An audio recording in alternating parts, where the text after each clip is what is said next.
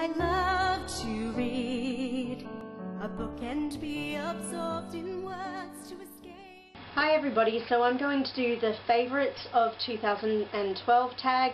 I was tagged directly by Lesley at Words of a Reader. Thank you, Lesley, for tagging me. So I'm just going to get right into it. The first question is, name 3 favourite books that you read in 2012. One would certainly be The Night Circus by Erin Morgenstern. I still had some issues with this book, but it wasn't enough to detract from the overall enjoyment, and I just really loved the atmosphere and the detail and the overall tone of the book, and there were a lot of characters that I became very fond of, and I just had a really nice time reading it. And it was also good to step out and read an adult title again and get away from the YA a little bit, so yeah, I very much enjoyed this one.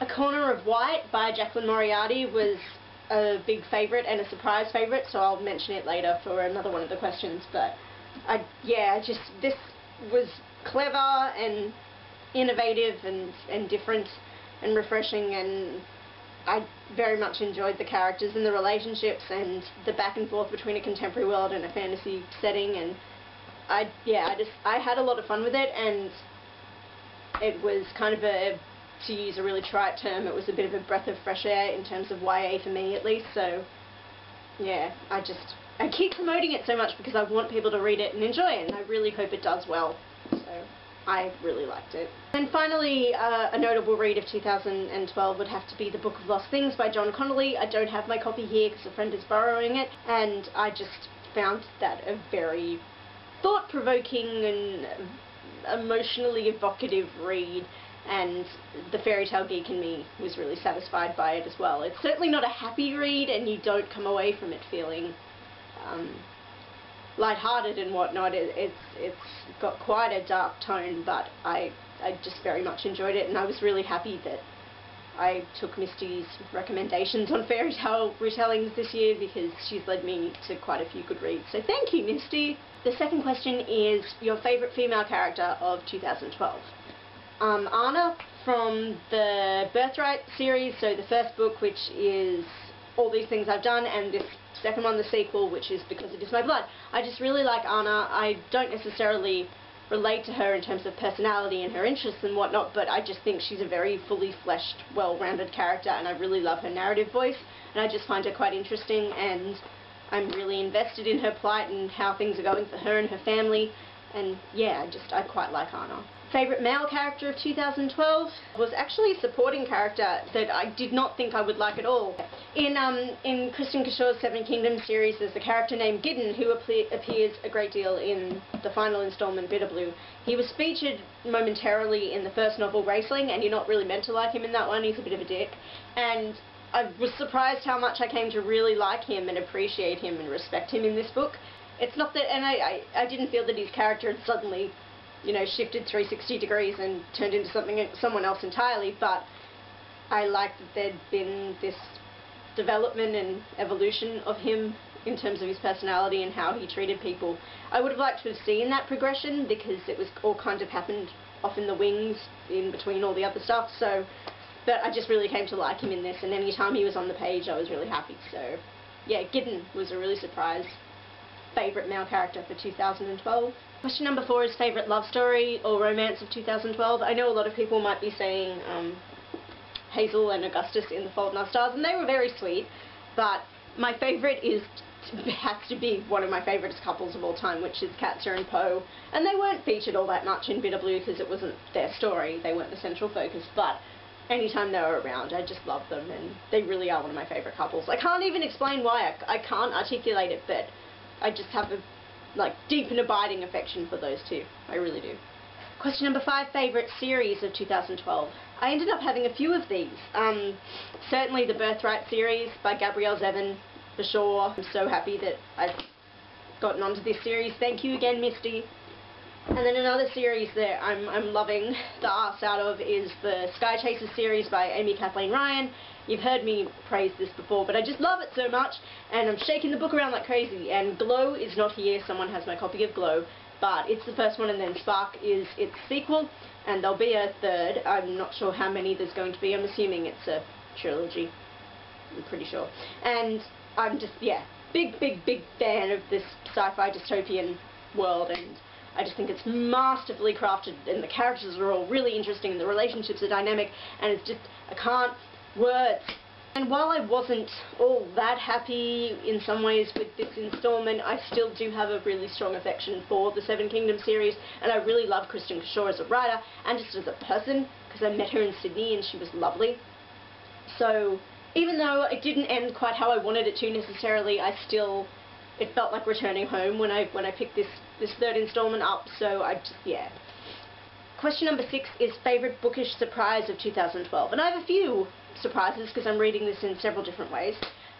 One, in terms of a book that surprised me, would certainly be Lips Touched 3 Times by Lani Taylor, and it's a short anthology of 3 fairy tale-ish retelling sort of little vignettes, and it's really, really lovely. I was wary and hesitant when I picked it up because I had a really strong love-hate relationship with Lani's book Daughter of Smoke and Bone. I was just a bit unsure because, I mean, given the title of this little work, I knew that romance would have to feature in it, and it was the romance side of things that I really detested in Daughter of Smoke and Bone. I loved everything else, but I hated the romance. And so I thought, oh, how am I going to go?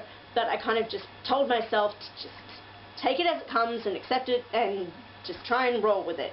And I took that approach, and I also reminded myself that these all have a fairy tale feel to them, so insta-love is kind of a given in a fairy tale scenario, so that sort of helped me as well along the way. But I ended up just really liking it, and again, she just creates such interesting landscapes and mythologies, and I just find her very innovative in how she crafts that kind of stuff, and that was what I appreciated about it. I also just really loved the artwork too, which was very, very cool. Certainly because when it was sent to me I knew nothing about it really, but A Corner of White, again, just mentioning it because it really was a very, very pleasant surprise. Certainly in terms of bookish things that have occurred this year that have been a really lovely surprise, getting to know more authors online has been really, really lovely.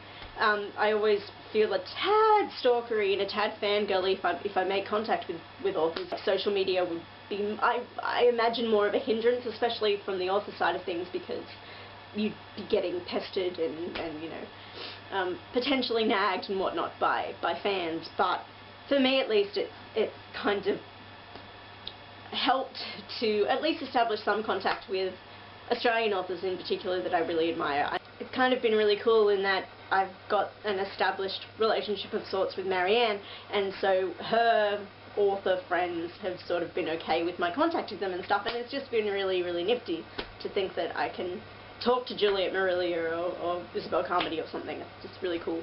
And certainly my other lovely bookish surprise of 2012 was Lesley. Getting to know Lesley from Words of a Reader and catching up with her and suddenly becoming really fast friends, and we hang out a lot, and it's just really awesome because she's brilliant and I really appreciate having her as a friend. And it's also just really cool to know that there's a fellow YouTuber nearby and we can actually talk about these things face to face, and there's a physical representation of my internet friends near me now, and it doesn't feel quite so odd and estranged and such. So having her around has just been really cool, and yeah, I just really like knowing Lesley. Makes me happy. Question number 7 is favourite book cover discovered in 2012. As you know, I'm not one to really go for covers necessarily. Even if I can appreciate that they look nice, they'll not be the thing that wins me over.